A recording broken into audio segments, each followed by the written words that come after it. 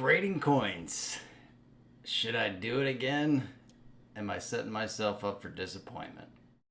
Let's see.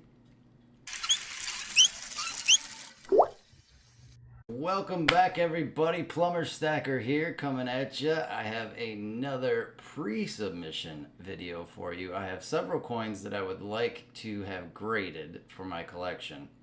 I don't normally send in coins and then flip them. Most of the time, I send them in and I have them graded and I put them in my collection. So the last video, which I'll put a link in the description for you, I was highly disappointed in a lot of the submissions that I did and I got back. However, I don't want to totally give up, and NGC or PCGS is always the question. I absolutely love PCGS slabs. That's what I started collecting. That's what I still collect. I just don't like the NGC slabs. And make sure you stay tuned until the end. The end, I have a raw coin that I really need your opinion on, to be honest with you. This one, I think, could grade fairly well. But after the last submission, I don't know. I don't know what I should do here.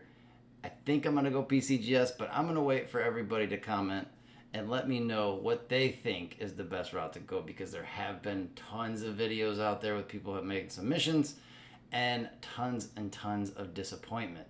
Now, it doesn't mean that we're getting screwed. It just might mean that our grading knowledge is off a little bit. But, you know, people that have been sending in for years and years and years, they're getting disappointed quite often. Maybe there's something wrong with the grading company itself. Maybe it's just our eyes and we're grading it the wrong way and they're grading it the proper way and we just don't know yet. So anyways, here is the first coin I would like your opinion on. This is a MS64 Cameo 1881 S Morgan Silver Dollar. Of course it's a Morgan. That's what I do.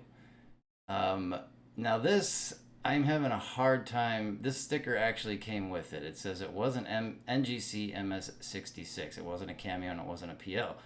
They sent it in, had it regraded by Annex, and it came back MS64 Cameo PL. I do believe that they grade their PLs a little bit differently at Annex. I got to look into that a little bit more. So as you can see, it does have some wonderful PL qualities to it. I don't see an MS66 out of this. It does have some fairly clean cheeks on it. All the high points look great. It's harder to tell when it's in a capsule or in a slab, obviously. I don't have a microscope set up to where I could show you that. So the back is a little concerning for me on the PL designation. The inside area of the coin, it almost looks like it's got a fog to it, which in my opinion would cancel it out. It would not be a PL designation. Doesn't mean I'm correct, but I think Annex does it fairly different than PCGS or NGC. Beautiful looking coin though. I don't think it would get a higher grade. Tough call there, right? The cheeks do look magnificent. There's a little bit of something going on with the front of the chin. The fields look really nice. Something right at the nose. Other than that, you know, the bag marks are very light on that. Maybe it's a 65. I don't know. So what do you think? Let me know on that one. That is submission number 1, MS64 Cameo PL, currently from Annex.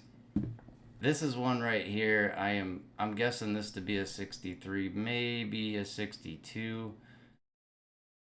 I don't see a ton of deep marks. I see a lot of bag marks. It does look like he's got a gash by his eye, or her eye right there. It almost looks like it's got some acne, but little scuff mark there by the neck. Definitely thinking on the high end of 63.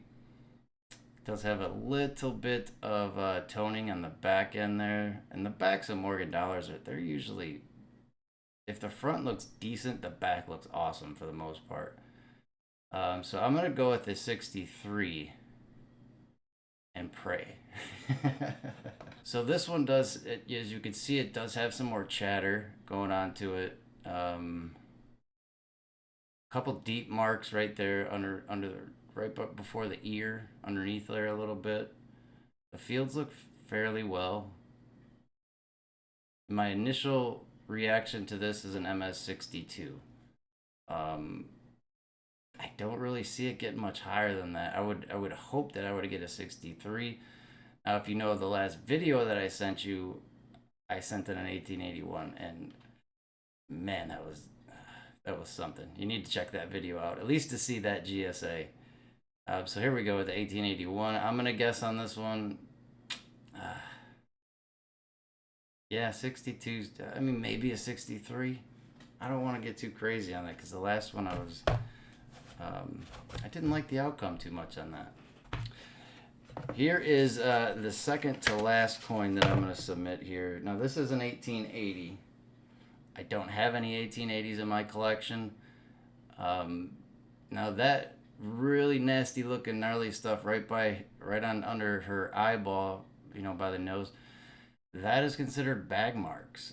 There's no deep gashes or anything in there, but it's a very it almost looks frosty, like it doesn't have the real luster to a lot of the other coins that you would see in the GSA Horde, or a gradable coin at that. This is an 1880. It is I'd go with a semi-key date.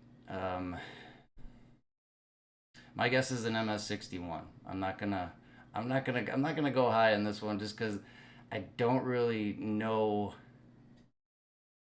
about the finish on this. It just looks a little bit off to me. But that could be normal on the 1880s, or it could be normal, and I just haven't seen too many of them. But I'm gonna go with a 61. 62 I would be super happy about. But I don't know. I don't know at all. That one comes with the box. The box is ripped and it does not have the COA, which isn't a big deal because I'm going to have it graded anyway. But I always hold on to the other boxes anyway because you should always keep everything that you grade intact. If you get Silver Eagles, Proof Eagles, if you have them all graded, if they come with the box and the COA, you grade them. Make sure you keep that box and the COA. That is the key to collecting coins like that. You must have the intact version of it all. That raises the value of it. That holds the value of it. If you just have the raw slab GSA, or just have the slab coin that came with but no longer has the COA or the box, you're not going to get as much for it as you should. Just a little bit of advice there. All right, so for this last one, I gotta break out the gloves. I've never had a raw Carson City that looked this nice. I've always had them graded already. It does have some great finish to it. A gash right there on the cheek, that's gonna hurt. If that wasn't there, man, whoo-wee, this coin would grade high. As you can see, not much chatter on the cheeks, and it does have some of that PL. I think it's a little too cloudy for the PL though. That's my opinion. And here's the back. The back looks phenomenal as well. I'm going to guess this to be a 64. I'm going to say 64. And it could hit a 65, to be honest with you. PL, I'm not so sure about the PL. It's very close. But I would think this coin would have already been graded if it was a PL. Oh, look, it's beautiful though. No cheek marks really per se. There's some bag marks, a little bit of chatter. That one mark right there is really all that I see right there, right next to the eye. Pretty deep gash, but other than that, it's beautiful. It is very beautiful. So MS64, no PL. What do you think? Give me some of your opinions in the comments. I'm very interested to know where we're gonna wind up with this. I'm gonna submit it. I'm gonna go with PCGS. If you can talk me out of it in the comments, I might send it to NGC. But for my collection, I just love the way PCGS has their holders, especially the GSA holders. They're great. Anyways, hope you enjoyed this video. It's quick, fun.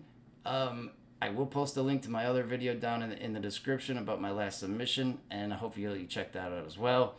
I will do an update video once this one comes back. Plumber Stacker, see ya. Thanks for watching the Plumber Stacker, where I show you my stack, but not my crack. Please like, share, and subscribe.